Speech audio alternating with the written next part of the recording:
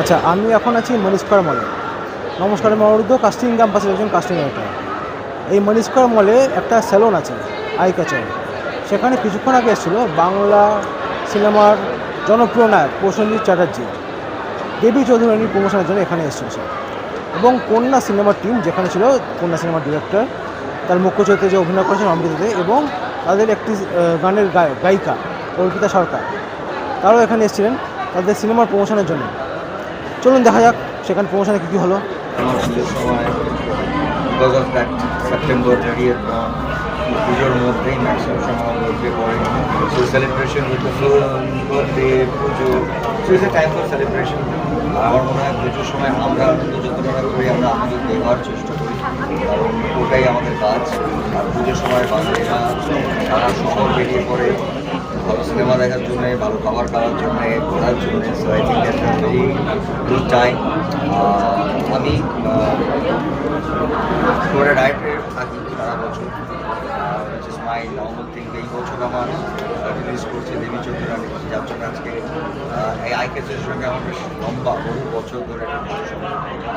আর ওদের অনেকগুলো ছবি, আমার একটা ছবি রিলিজ করেছে হিন্দি। এবারও আমরা এসেছি, ভেরি গুড অ্যাসোসিয়েশন পার্সোনালি।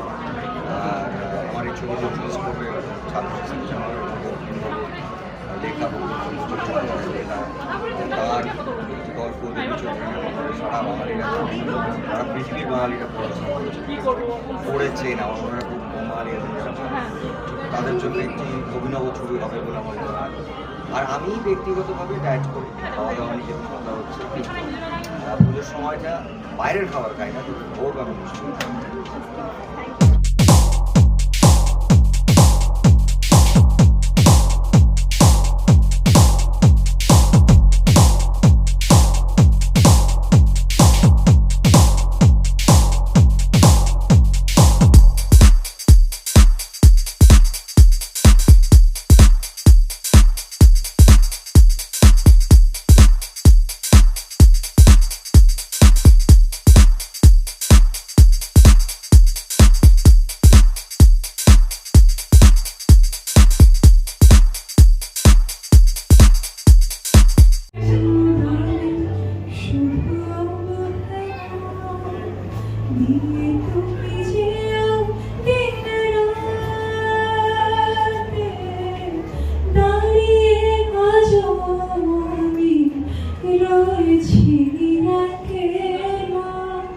তোমারি মনের কিনারাতে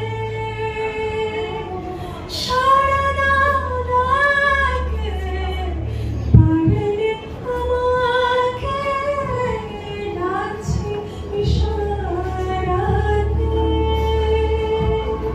क्यों न मुझसे बोले सुबह से क्यों न मुझसे बोले सुबह से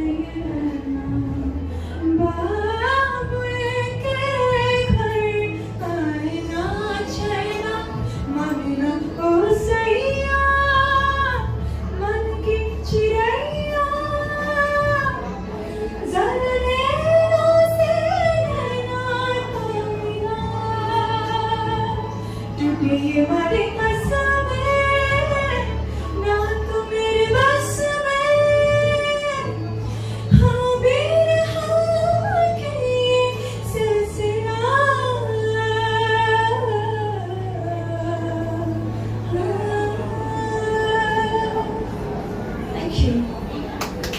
সিনেমার ব্যাপারে তো রবীন্দ্র বলবেন।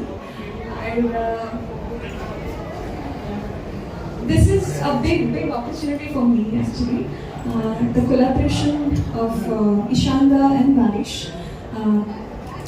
This is such a beautiful collaboration. I always want to be a part of this collaboration here today, this day. আর প্রথমবারের মতো আমি ঈশান্তার সাথে কাজ করেছি। তার আগেও কিছু গান আমরা রেকর্ড করেছিলাম, কিন্তু it not work out properly, but এবারে গানটা রিলিজ হলো, তো আমার ভীষণ ভালো লাগছে। It's been only 3 or 4 days, তার মধ্যেই আমরা ভীষণ সুন্দর রেসপন্স পেয়েছি। So we all are so much overwhelmed got all the response, all the love. So thanks to each one of you for showing so much of love. Please watch the film on 12th of September. আর সবাই অবশ্যই যাবেন, অবশ্যই দেখবেন, গানটি share করবেন। আরও কিছু গান রয়েছে, ঈশানদার গান রয়েছে, মুভির গান রয়েছে, সবাই গানগুলো শুনবেন আর অনেক অনেক ভালোবাসা দেবেন। আগামী 12 সেপ্টেম্বর কন্যা রিলিজ হচ্ছে। দুই বোনের গল্প নিয়ে ভীষণ ভালো একটা সিনেমা হতে চলেছে, আপনারা সবাই দেখবেন। আর আজকে আইক্যাচার্সে এসে আমরা যে আমাদের কন্যা নিয়ে বলতে পারলাম এবং সবাই মিলে এতটা আনন্দ করলাম, এটার জন্য খুব আনন্দিত। Thank you eyecatchers, thank you all of you. রোহানের কাছে বলছি, এবার রোহন কন্যা নিয়ে বাকিটা বলবে, কারণ ডিরেক্টরও। কন্যা নিয়ে এতক্ষণ বলেই আসছি, এতদিন ধরে বলে আসছি, 12 সেপ্টেম্বর অব্দি বলে যাবো একটাই কথা, যে কন্যা 12 সেপ্টেম্বর রিলিজ করছে, হলে গিয়ে কন্যা দেখতে হবে আমাদের। কন্যা দুই বোনের গল্প বেসিক্যালি। এবার দুই বোন বলতে কি বোঝায়? দুই বোনের মধ্যে অনেক রকম রিলেশনস হয়, কেমিস্ট্রি হয়, দুই বোনের মধ্যে ঝগড়া হয়, মারপিট হয়, আবার ভালোবাসা হয়, এ ওর জামা কেড়ে নিয়ে পড়ে নেওয়া থেকে শুরু করে কে আগে চিরুনিটা নেবে, কে আগে বাথরুমে যাবে, ছোট ছোট জিনিসগুলো প্রচুর কিছু হয় দুই বোন, যারা যাদের বাড়িতে বোন আছে তারা জানে। তো সেই রকমই এই গল্পটা এই ছোট ছোট জিনিসগুলোকে নিয়ে ডিল করে না, এই গল্পটা যেটা নিয়ে ডিল করে সেটা অনেক বড় একটা জিনিস, যেটা দুই বোনের মধ্যে হয়। এবং দুই দুই বোনের যে ঝগড়াটার যে কারণ, সেটা এতটাই একটা খুব সূক্ষ্ম একটা কারণ, যেটা চট করে বললেই মাফ করে দেওয়া যায় না, বা একটা হাত করলেই সেই সম্পর্কটা ঠিক হয়ে যায় না। এইটা নিয়ে কন্যা ছবিটা, যেখানে দুই বোনের কথা নেই বিগত অনেক বছর, তারা যখন দেখা করছে তাদের মেন্টালিটি কীরকম, তারা কি সিচুয়েশনে আছে এবং তারপর তারা কোন দিকে যাবে, গল্পটা কোন দিকে যাবে, তাদের সম্পর্কটা কোন দিকে যাবে, কীভাবে শেষ হবে, এই পুরোটা নিয়ে কন্যা। এবং কন্যার জার্নির কথা বলে, এবং কন্যার একটা দিক আছে যেটা হচ্ছে যে আমরা অনেক কথা বলতে পারি না, অনেক মিসআন্ডারস্ট্যান্ডিং হয়, ঠিক সময় ঠিক কথাটা যদি ঠিক মানুষকে আমরা বলে দিতে পারি তাহলে হয়তো সেই ঝগড়াগুলো তৈরি হয় না। এইটা কন্যা শেখাবে আমাদেরকে। তো কন্যা নিয়ে তো আমরা অবশ্যই এক্সাইটেড। আমাদের ইতিমধ্যে টিজার বেরিয়েছে, একটু আগে অর্পিতা যে গানটা গাইলো মানে না ও সাইয়া, গানটা খুব ভালো রেসপন্স পেয়েছে সোশ্যাল মিডিয়াতে, ইউটিউবে, আমাদের frame per second FPS YouTube channel, Facebook page, সব জায়গা থেকে গানটা রিলিজ করেছে এবং ভালো রেসপন্স পেয়েছে। 2-3 দিন হলো ভালো ভিউজ এসছে এবং লোকে বলছে যে না গানটা ভালো।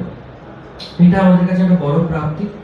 আমরা আইক্যাচার্সে এসেছি, থ্যাঙ্কস টু আইক্যাচার্স আমাদের একটা সুন্দর জায়গা দেওয়ার জন্য। আমরা তো আমাদের ছবিকে প্রমোট করতে পারছি এবং আশা করছি এখানে যারা যারা আছে তারা সবাই আমরা কন্যা দেখতে যাব এবং আপনারাও কন্যা দেখতে যাবেন এবং ছবিটা আপনাদের আশা করি ভালো লাগবে।